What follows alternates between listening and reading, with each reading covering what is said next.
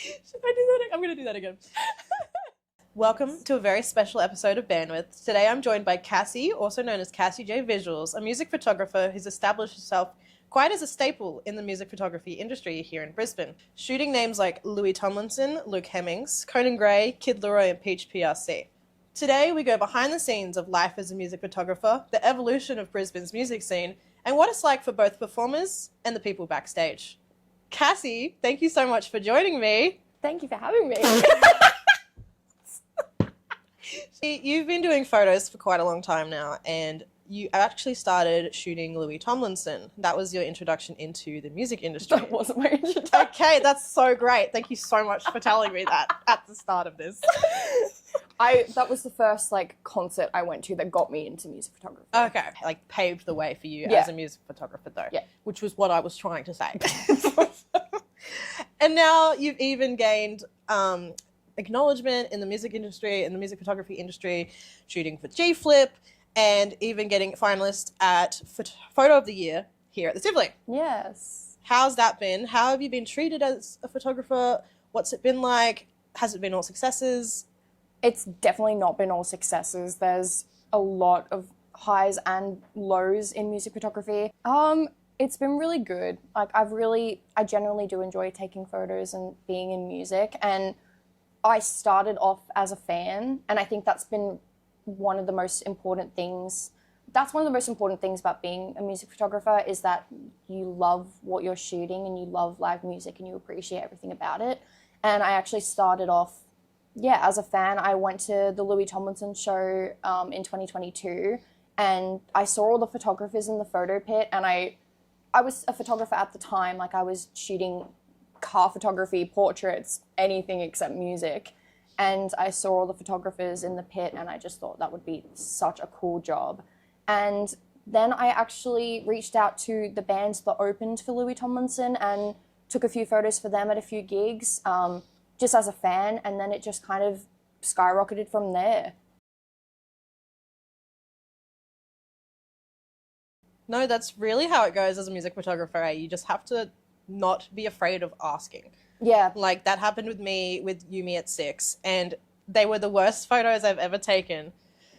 But without that opportunity, without just being not afraid to ask, you wouldn't actually be there.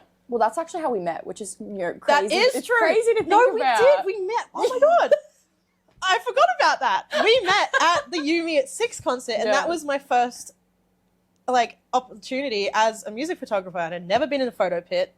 And then you were upstairs and you offered me your lens, and we swapped lenses. I did. And that was the first moment I was like, wow, the Brisbane music industry is so nice and welcoming. I forgot about that. It's crazy. I think that was actually now that I think about it, I think that was actually my first proper gig at the Tivoli as well. Yeah. I was shooting on behalf of a publication, and I didn't even know it at the time. That's how new to music photography I was. I didn't know anything about. You seemed so confident. I was intimidated by you.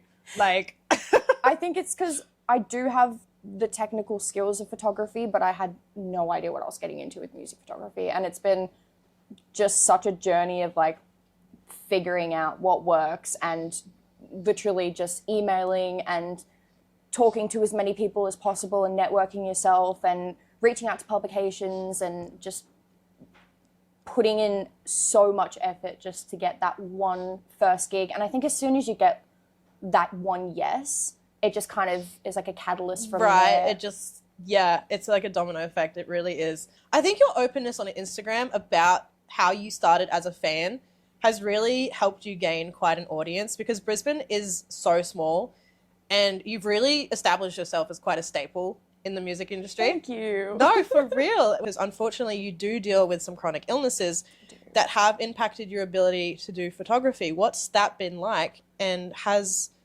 it been accommodating to you, venues and bands, or?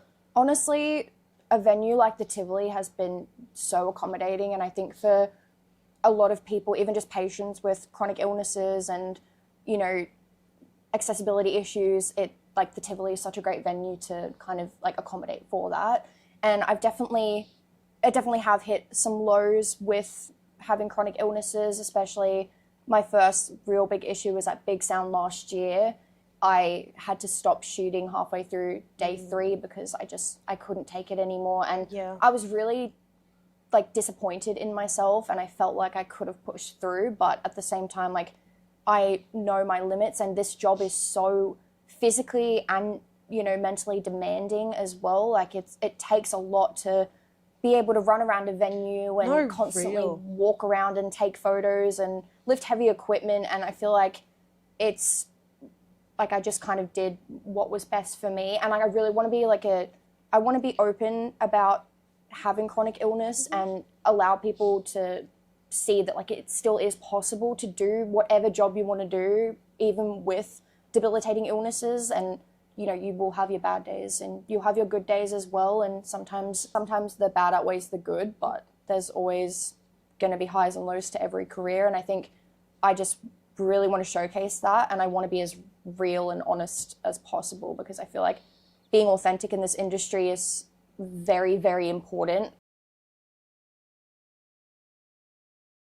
But the Tivoli have actually said that despite Live Nation stripping away media credits, they're actually going to still let people shoot, freelancers like us.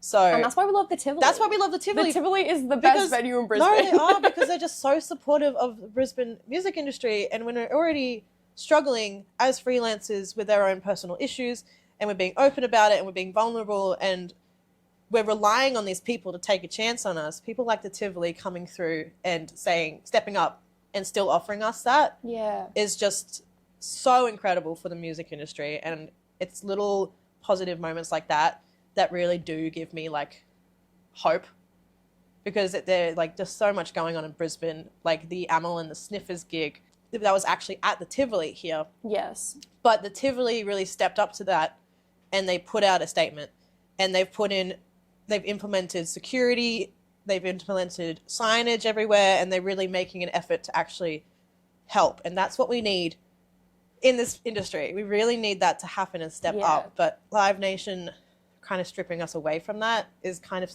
taking a step back. It is. No. I think it might just be the way that music is going, and I feel like there are a lot of problems in the industry that still need to be like recognized, and more action needs to be put into place with these kind of things. And that's why this industry is so difficult, is because it's so hard just to get that one opportunity, I guess, that really like sets you up for the rest of the career. And I feel like something like a Live Nation show or any big promoter hosting a show is really important for media photographers, and to get your start in music photography. That's pretty much how I got all the, you know, bigger shows that I've done, like Conan Gray and HPRC and those kind of really big shows in the bigger venues, is because I was working for a publication. Yeah, someone just taking a chance on you and giving you that opportunity. Speaking up about the issues that we face, either as women, sexual harassment, mental health or chronic illness, speaking up about the issues that we face, whether it's from like a venue or a publication, is really difficult, because then we don't get taken seriously. If we don't speak up about an issue, how are you going to fix it?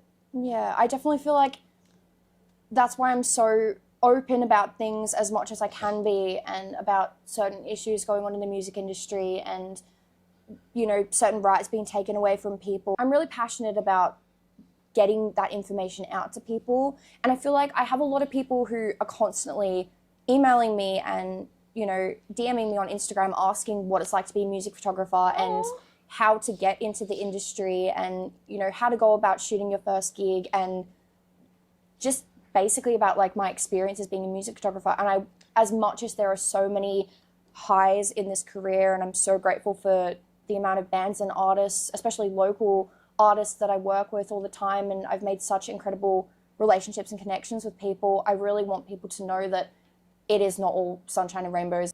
Really got to remember that we are all in this together. I go High School Musical. We're all in this together. And like, yeah, it's not a dig at Live Nation, because obviously they're dealing with their own thing. We've seen like the Hottest 100, for example. You posted a really great reel about the Hottest 100, how there was only 18 Australian artists and 21 Australian songs all up, and only one Aboriginal artist. Yeah. And this is the Triple J Hottest 100 is such a staple in Australia. It is Australia Day. Like that is a It is. that is a celebration of all Australian artists coming together, creating something incredible. But the international artists headlining and becoming number one, Chapel Roan, that was such a disappointment. Really, it really was a disappointment because we have all these Australian artists putting in so much effort and there's so much passion. And you said it so well in your reel, where you expressed how is that an issue with international artists versus Australian artists? Is there that battle that's going on, or is it something deeper? I definitely feel like it is a deeper issue, and it's due to so many different factors that are going on in the world. Like you mentioned earlier, the cost of living crisis and the lack of government funding and the lack of government help, and just the constant battle to make the music industry, especially in Brisbane as well, such a staple in people's lives, and have these artists being able to create a livelihood with this career. It's near impossible for anyone in the creative industry to be able to do anything full time, and it's really disappointing. And I feel like the Hottest 100, having the Australian artists not be as seen in such an important part of being an Australian. And it was really disheartening, especially to see so many international artists taking those spots, not necessarily taking those spots away from Australian artists, but kind of overpowering. Disheartening is such a good word for that. That is truly how I think the Australian music industry has felt recently, is disheartening. It's like, I'm not upset. I'm just disappointed. Yeah. Which is just even worse. But it's like when your parent says to you, I'm not upset with you. I'm just I'm not angry. I'm just disappointed. That's worse than being angry. It's just, I feel like a lot of people have lost that passion and that drive to just continue fighting. And I feel like this is why speaking up about things is so important, because we can't be silenced. We can't let any of these issues get in the way of us actually talking about these issues. Exactly. And educating other people who might not know what's going on in the industry. So someone in the industry, it's really important to have their perspective on what's going on. Yeah, because if you can go to one $15 gig to a little band in a little bar, that goes so much further in helping the Australian music industry, and that's so important. And the Tivoli is there's a reason why there's so many noticeable names that have performed here. Yeah, absolutely. Because it's such a welcoming venue, and it's so accessible, and it's so supportive of people like us. I feel like it's really important for us as women in the music industry and as music photographers to continue to speak up about wrongdoings and injustices against women, especially in music as well, and during the concerts, especially. This is really evident in what happened at the Tivoli the other week with Amel and the Sniffers, and the sexual harassment against Amaya.